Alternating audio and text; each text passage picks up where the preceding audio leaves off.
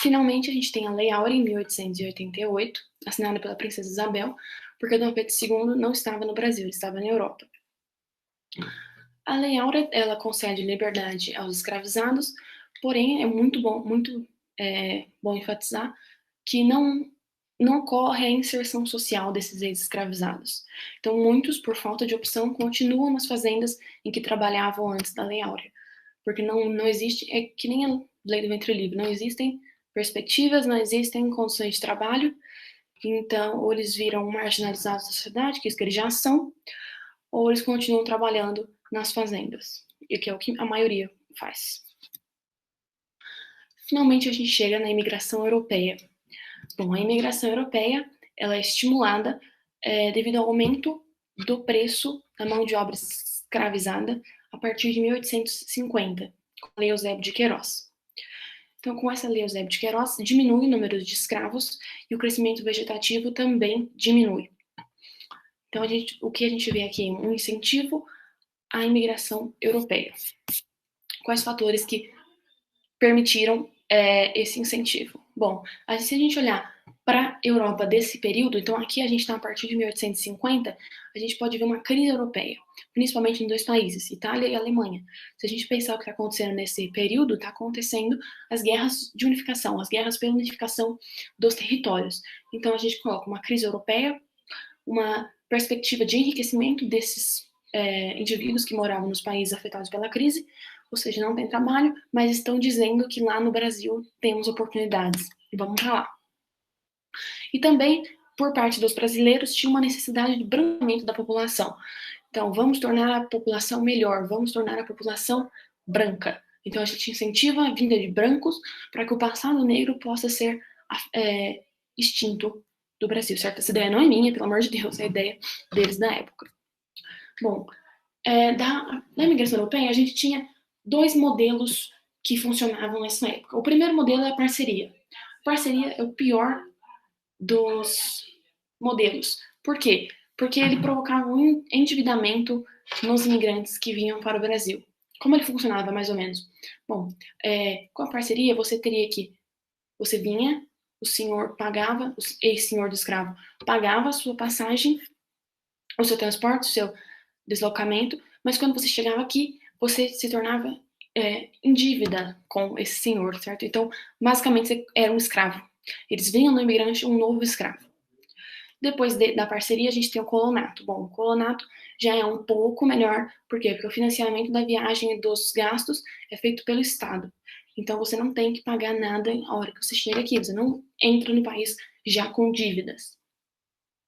É bem importante também que, quando começa esse estímulo à imigração europeia, é decretada em 1850 a Lei de Terras. A Lei de Terras visava dificultar o acesso à terra pelos imigrantes, ou seja, você só poderia ter acesso à terra se você tivesse comprado essa terra, certo? Você não poderia ocupar a terra sem ter comprado. Então, isso dificultava que os imigrantes se tornassem os donos da terra. Eles trabalhariam nela, mas dificilmente seriam os donos. Política externa. Bom, de 1862 a 1865 acontece a questão Christie. O que é isso? São alguns incidentes que acontecem no Brasil envolvendo o embaixador inglês. Bom, o navio britânico Prince of Wales, ele naufraga ali na costa brasileira, perto do Rio de Janeiro. 12 marinheiros morrem e 2 sobrevivem. Bom, esse navio é saqueado pelos brasileiros que moravam no Rio de Janeiro, e além disso, esses 2 marinheiros são presos. O embaixador inglês, então, pede que esses marinheiros sejam soltos, o governo brasileiro nega, e aí acontece esse conflito diplomático entre Brasil e Inglaterra.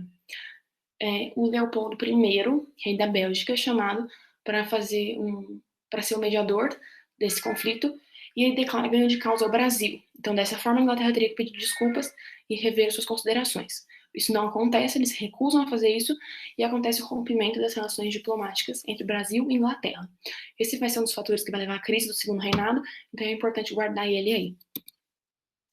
Outro fator, a Guerra do Paraguai, acontece de 1864 a 1870. Bom, basicamente é uma série de conflitos entre os países da Bacia da Prata.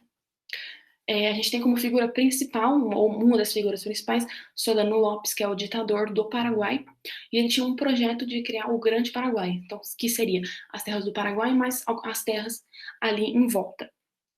Ele apoiava o Partido Branco, que era uma ameaça aos territórios do sul do Brasil, porque esse partido era ao contrário ao partido que o Brasil apoiava, que era o Partido Colorado, que também era apoiado pelo Uruguai, Argentina e além do Brasil.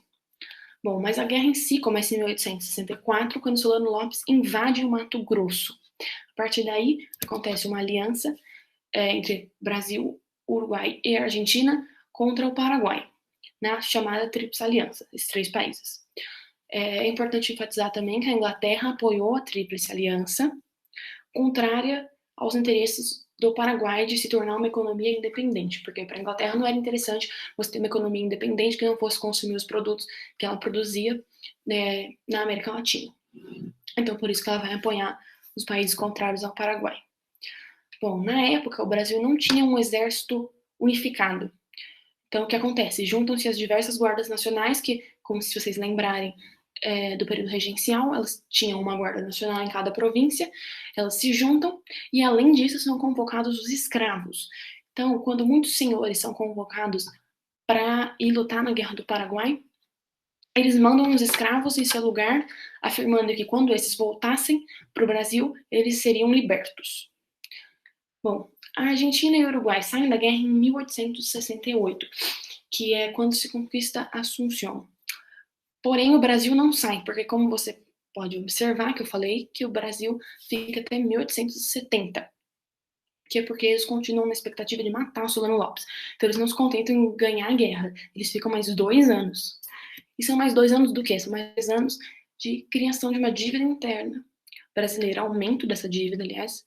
Muitos recursos foram gastos, mas as consequências para o Paraguai com certeza foram piores. Então a gente tem aqui crise econômica, miséria, falência das indústrias que eles estavam começando a montar, e era justamente por isso que a Inglaterra apoiou a Tríplice Aliança, e a morte de 70% dos homens, 70% desses homens que foram lutar na guerra por Solano Lopes. Bom, no Brasil a gente tem a criação do sentimento nacionalista e um grande problema.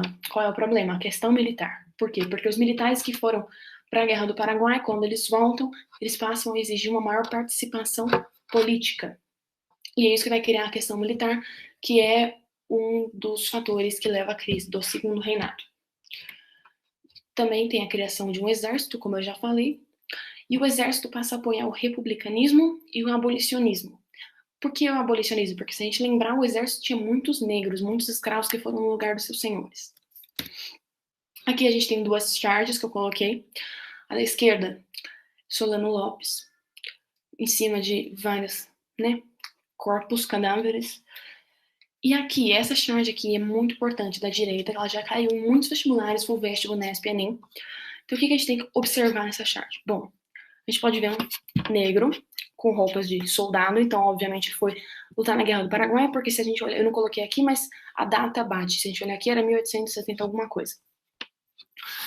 O que acontece? Ele chega e ele vê o quê?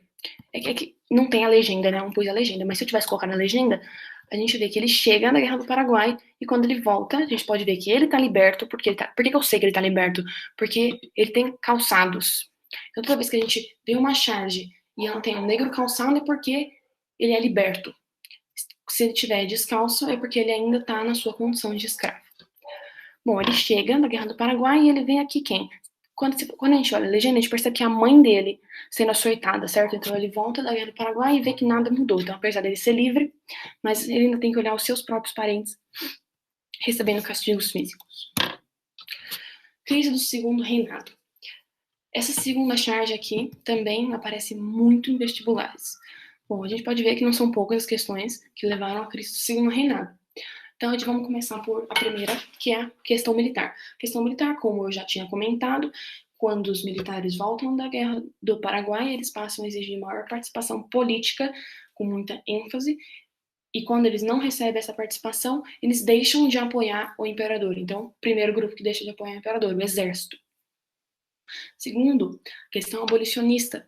Bom, a pressão inglesa agora já se tornou intolerável, já foi decretada a Lei Áurea, e como a princesa Isabel já tinha dito alguns anos antes, quando acabasse a escravidão, também acabaria o segundo reinado.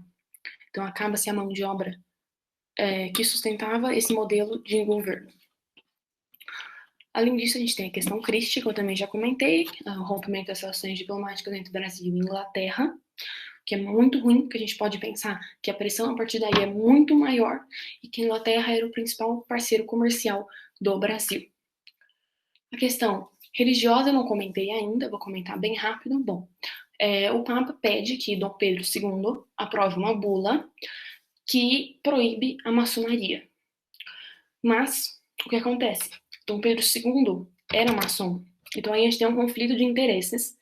O que acontece? Ele não aprova essa bula e a igreja também deixa de apoiar o segundo reinado. Então a gente tem mais um grupo que deixa de apoiar o governo de Dom Pedro II.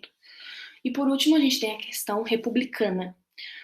Bom, a aristocracia rural cria o Partido Republicano, que é o PRP, Partido Republicano Paulista, aristocracia rural. Na Convenção de Tudo, é criado esse partido. Por quê? Porque eles afirmavam que eles sustentavam, eles com os seus latifúndios, sendo a base da economia, eles sustentavam os luxos do governo imperial. E, além disso, eles perdiam com a crise, que aumentou depois da Guerra do Paraguai, e eles também tinham financiado uma parte da Guerra do Paraguai, porque se a gente pensar, boa parte dos indivíduos que foram compor o exército eram os escravos desses aristocratas rurais. Então, é muito importante a gente guardar todas essas questões da crise do segundo reinado, porque elas caem muito.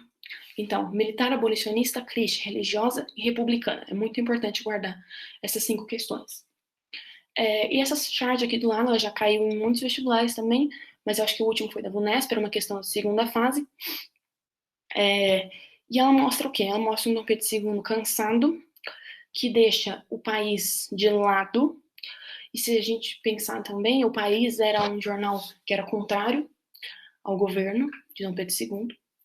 Então, essa é a principal mensagem que a charge quer passar. Um governador cansado que não tem mais condições de governar o seu país e que já deve ser afastado, que é isso que vai acontecer com a proclamação da República, mas que a gente vai ver na próxima aula. Bom, eu espero que tenha ficado claro para todo mundo. Eu vou disponibilizar os resumos que eu usei no Drive, eu vou digitalizar eles depois. E na próxima aula a gente vai ver a proclamação da República e a República da Espada. Tchau, tchau, pessoal. Obrigada.